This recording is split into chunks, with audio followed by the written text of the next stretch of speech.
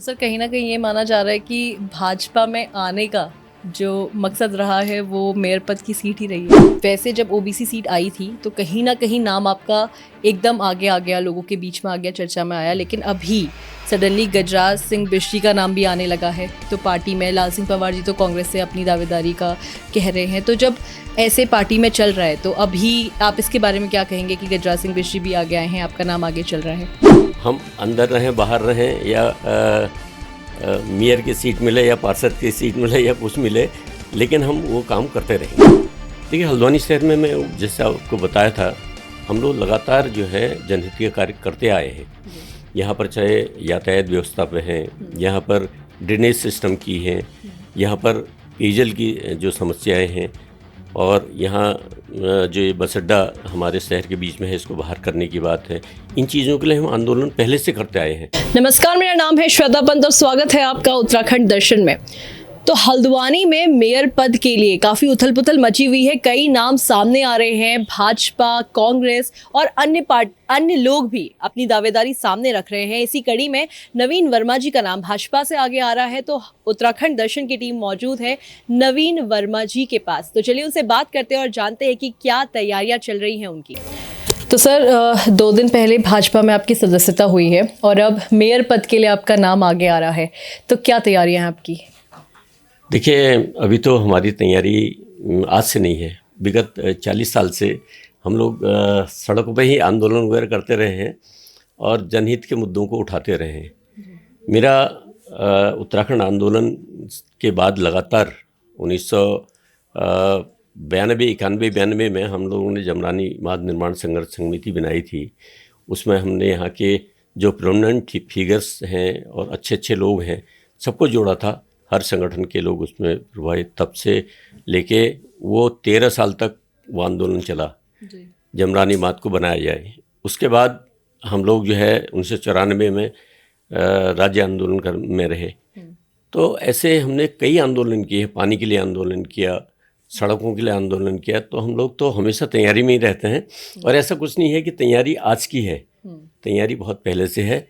और तैयारी इसलिए नहीं है कि हम किसी राजनीतिक फील्ड में जाएं। ये अपॉर्चुनिटी अभी लग रही है कि ये सीट ओबीसी आई है, इसलिए मुझे मेरे जितने भी वेल विशर्स हैं, जितने जो शुभचिंतक हैं, उन्होंने कहा कि भाई आप जो है लड़िए, आप जैसों को आना चाहिए। तो मैंने जो हमारी राष्ट्रीय पार्टी है और जिस पार्टी में एक बहुत बड़ा आधार है जिसका, भारतीय जनता पार्टी, उसकी सदस्यता ग्रहण की है। बाकी अब निर्देश उनका रहेगा, वो जैसा निर्देश देंगे वैसा काम करेंगे। तो सर कहीं ना कहीं ये माना जा रहा है कि भाजपा में आने का जो मकसद रहा है वो मेयर पद की सीट ही रही है। नहीं, ऐसा नहीं है। मेयर पद की सीट वाली बात नहीं है। ये तो मैं आपको बता रहा था ना कि अभी ये अपॉर्चुनिटी अभी आई है कि भाई ये सीट ओबीसी हुई है और हम लोग ओबीसी में आते हैं, इसलिए माना जा रहा है कि ये मतलब ये दावेदारी करेंगे। दावेदारी अपनी जगह है जी। निर्देश जो पार्टी का होता है, जब हमने सदस्यता ली है और एक अनुशासित पार्टी है, एक ऐसी पार्टी है जो विश्व की सबसे बड़ी राजनीतिक पार्टी है और जिसके जो लोकप्रिय नेता जिन्होंने हमारे पूरे देश का नाम अंतर्राष्ट्रीय पटल पर आज रखा है, तो ऐसे माननीय प्रधानमंत्री जी हमारे मोदी जी के नेतृत्व में हमें काम करने का मौका मिलेगा। अगर कुछ जिम्मेदारी देंगे तो बहुत बढ़िया, अच्छी तरह निभाएंगे, नहीं तो जो काम कहेंगे वो काम करेंगे। तो सर मैनिफेस्टो की बात भी कर लेते हैं। अगर आपके नाम आगे आ रहा है, दावेदारी की सोची जा रही है, अगर आपको पार्टी ये जिम्मेदारी सौंपती है तो क्या कुछ कार्य आप देख रहे हैं हल्द्वानी शहर के लिए? देखिए, हल्द्वानी शहर में मैं जैसे आपको बताया था, हम लोग लगातार जो है जनहित के कार्य करते आए हैं। यहाँ पर चाहे यातायात व्यवस्था पे हैं, यहाँ पर ड्रेनेज सिस्टम की हैं, यहाँ पर पेयजल की जो समस्याएँ हैं, और यहाँ जो ये बस अड्डा हमारे शहर के बीच में है, इसको बाहर करने की बात है। इन चीज़ों के लिए हम आंदोलन पहले से करते आए हैं और ये आज का नहीं, ये मतलब बहुत शायद मेरे ख्याल है सालों हो गए। तो ये आंदोलन हमारे चले हैं, उन्हीं को लेके आज वही शहर की व्यवस्थाएं हैं। शहर में जो अव्यवस्था है, एक्चुअली क्या है कि हल्द्वानी शहर एक मंडी के रूप में जब स्टार्ट हुआ था तो यहाँ की आबादी 25-26 हज़ार थी और आज यहाँ की आबादी 2.5 लाख से ऊपर है शहर के अंदर। तो मेरा कहने का मतलब है कि उस जो आबादी का घनत्व है उसको हमारी ये जो रोडें हैं वो छोटी हो गई हैं, जो नालियाँ हैं उनकी कैपेसिटी कम हो गई है। हर चीज़ की व्यवस्था देखनी पड़ेगी और इन सारी चीज़ों के लिए जो जनहित के मुद्दे हैं बिल्कुल पारदर्शी तरह से ईमानदारी के साथ उनका काम किया जाएगा। सर वैसे जब ओबीसी सीट आई थी तो कहीं ना कहीं नाम आपका एकदम आगे आ गया, लोगों के बीच में आ गया, चर्चा में आया, लेकिन अभी सडनली गजराज सिंह बिश्री का नाम भी आने लगा है। तो पार्टी में लाल सिंह पंवार जी तो कांग्रेस से अपनी दावेदारी का कह रहे हैं, तो जब ऐसे पार्टी में चल रहा है तो अभी आप इसके बारे में क्या कहेंगे कि गजराज सिंह बिश्री भी आगे आए हैं, आपका नाम आगे चल रहा है?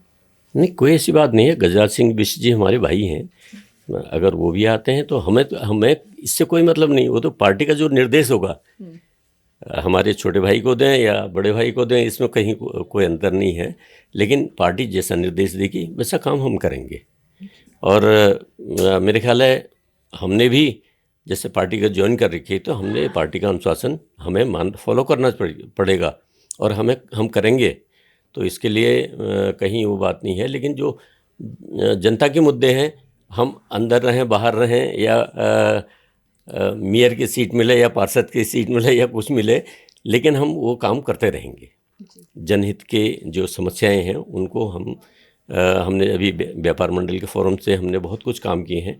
लेकिन अब अगर कुछ मिलता है, कुछ हमें करने का आदेश मिलता है तो वो फिर किया जाएगा। तो सर आखिरी सवाल लूँगी आपसे कि जब जनता पे आते हैं तो वैसे तो यूँ तो कई लोग आपको जानते हैं और कई लोग आपको नहीं भी जानते हैं, तो ऐसे कुछ अगर आप जनता के लिए कोई एक बात बोलेंगे कि जनता आपकी तरफ अगर देखे तो वो क्यों देखे, क्या उम्मीदें आपसे रखी जाए? देखिए, उम्मीद वाली जो बात होती है, जब हम जनता के बीच में जाने की बात कहते हैं तो जिन जन मुद्दों के लिए, जिन जन समस्याओं के लिए हम लोग लगे रहते हैं उसमें जनता जानती है, पहचानती भी है कि भी कौन काम करने योग्य है, कौन नहीं है और कौन काम करेगा। इस चीज़ का प्रत्येक, चाहे वो जानने वाला हो, नहीं जानने वाला हो, नहीं जानने वाला भी कई बार ये होता है कि वो मतलब उससे भाव से देखता है कि यार इस शहर में काम करने वाला कौन रहेगा। तो वो चीज़ें सब रहेंगी। तो आज शहर बहुत बड़ा हो गया है, नए नए लोग आ भी गए हैं, पूरे हमारे पर्वतीय क्षेत्र से पलायन होके हल्द्वानी में जो है लोग बस गए हैं। तो उससे एक अतिरिक्त भार तो यहाँ हुआ है, तो उसको सुव्यवस्थित तरीके से शहर कैसे बनाया जाए ये भी बहुत बड़ा चैलेंज है। धन्यवाद सर आपका समय उत्तराखंड दर्शन को देने के लिए। तो हमारे साथ मौजूद थे नवीन वर्मा जी। बने रहिए उत्तराखंड दर्शन के साथ। धन्यवाद।